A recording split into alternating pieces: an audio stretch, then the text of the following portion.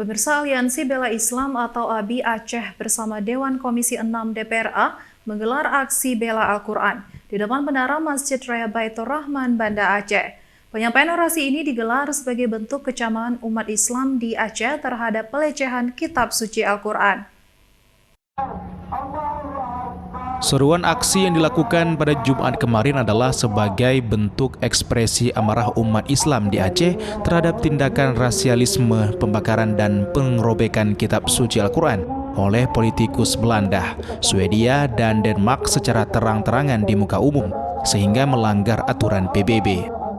Atas tindakan diskriminasi yang dilakukan tiga politik bernama Edwin Wegenfels, Rasmus Paluda, dan Stram Kurs. Melalui aksi Bela Al-Quran ini, Aliansi Bela Islam atau ABI Aceh Umat Islam mengutuk dan tidak mentolerir perbuatan tersebut karena mengancam keamanan dan ketertiban dunia. Sehingga umat Islam di Aceh menginjak-injak serta membakar bendera Belanda, Swedia, dan Denmark.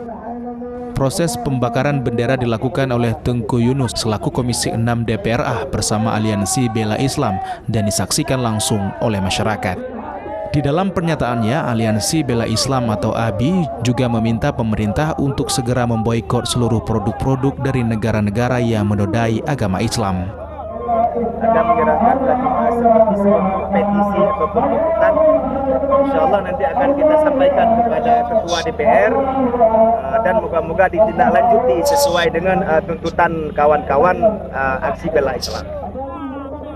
Dalam menertibkan aksi tersebut, Satlantas Kota Banda Aceh mengerahkan anggotanya untuk mengatur arus lalu lintas dan keamanan di area setempat. Dari Banda Aceh, Tim Liputan iNews melaporkan.